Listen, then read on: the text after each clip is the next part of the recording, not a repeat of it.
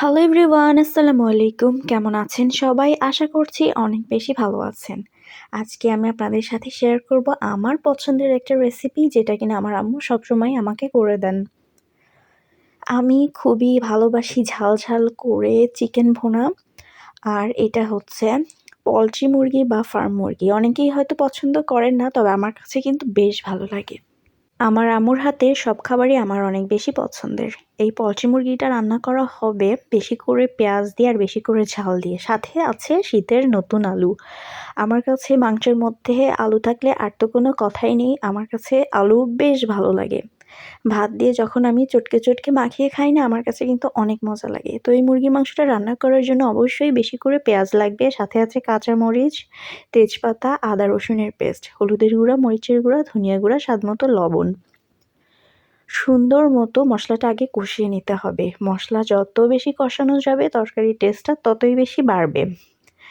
তো এই তরকারিটা রান্না করার জন্য একটু আদা রসুনের পরিমাণটা বাড়িয়ে দিতে হবে, মানে মাংসের পরিমাণ অনুযায়ী মশলার পরিমাণটা দিতে হবে।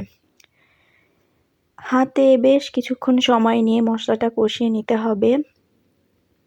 এই মাংসটা না একদম ঝাল ঝাল করে ভুনা ভুনা করে রান্না করা হয়, আর আমার আম্মু সবসময় আমাকে এটা তৈরি করে দেন। স্পেশালি এটা আমিই খাই, তো আমার জন্যই আম্মু সবসময় করেন। তবে আমার কিন্তু আলু ছাড়া চলেই না। আমার কিন্তু যেকোনো খাবারেই আলু দিলে অনেক বেশি মজা লাগে। যেহেতু পোল্ট্রি মুরগি সেদ্ধ হতে খুব বেশি একটা টাইম নেবে না, এইজন্য আলু আর মাংসটা একসাথে কষিয়ে নেওয়া হচ্ছে। দেখতেই পাচ্ছেন মাংসের কালারটা কতটা সুন্দর হয়েছে। দেখেই মনে হচ্ছে অনেক বেশি মজা হবে আর অনেক ঝাল ঝাল হবে। এই মাংসটা স্পেশালি এভাবেই রান্না করা হয়। আসলে আমি আমার আম্মুকে বলি, "আম্মু আমাকে এভাবে রান্না করে দাও, ওভাবে রান্না করে দাও।" ঠিক তেমনভাবেই আমার আম্মু আমাকে রান্না করে দেন। আম্মুর পাশে বসে আমি রান্না দেখি আর এনজয় করি, এবং আমি আমার আম্মুকে কিন্তু সব কাজেই হেল্প করি। আমার কাছে অনেক বেশি ভালো লাগে। সবারই উচিত মা-বাবাকে হেল্প করা, কাজে সাহায্য করলে মা-বাবার কিন্তু অনেক বেশি আরাম হয়। যাই হোক, অনেক কথাই বলে ফেললাম। দেখেন মাংসটা কিন্তু খুব ভালো মতো কষানো হচ্ছে। আর এই মুরগিটা ছিল ৩ থেকে ৩.৫ কেজির মতো। আমার কাছে ব্রয়লার মুরগিটা একটু বেশি ওজনের হলে খেতে বেশ ভালোই লাগে। হাতে সময় নিয়ে একদম মিডিয়াম আঁচে মাংসটা কষিয়ে কষিয়ে রান্না করতে হবে। খুব বেশি পরিমাণ পানি এখানে অ্যাড করা যাবে না, যেহেতু ব্রয়লার মুরগি সিদ্ধ হতে বেশি সময় নেয় না। মাংসটা একটু নরম হয়, এইজন্য কিন্তু মাংসে বেশি একটা পানি দেওয়া যাবে না। আর ব্রয়লার মুরগিটার মধ্যে কিন্তু অবশ্যই বেশি করে পেঁয়াজ দিতে হবে। এই তরকারিটা মজাই হয় পেঁয়াজের কারণে। যত বেশি পেঁয়াজ দেওয়া যাবে, মানে পরিমাণ মতো, ততই বেশি কিন্তু তরকারিটা মজা হবে। তরকারিটার কালারটা যা হয়েছে, আমার তো এখনই দেখে আবারও খেতে ইচ্ছা করছে। ঝোলের জন্য সামান্য পরিমাণ পানি দিতে হবে। খুব বেশি পানি দেওয়া যাবে না, জাস্ট মাংসটা সিদ্ধ হওয়ার জন্য হালকা পরিমাণ পানি অ্যাড করে একটু নাড়াচাড়া করে আবারও মিডিয়াম আঁচে মাংসটা রান্না করতে হবে।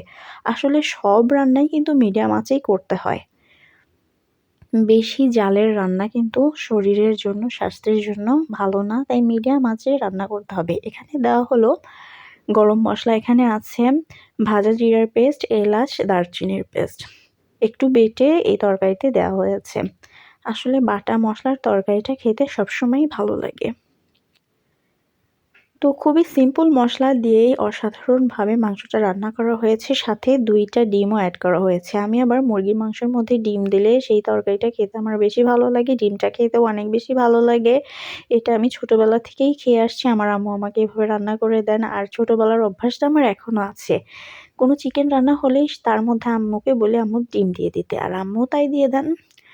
তো এই তো তরকারিটা একদম রান্না করা হয়েছে, কষা কষা মাখা মাখা হয়ে গিয়েছে। একটু ঝোল ঝোল রাখলেও কিন্তু মন্দ লাগে না। এটা পরোটা বা খিচুড়ি বা সাদা ভাতের সাথে খেতে অসাধারণ লাগে। এই ছিল আজকের ভিডিও। সবাই ভালো থাকবেন। আল্লাহ হাফেজ।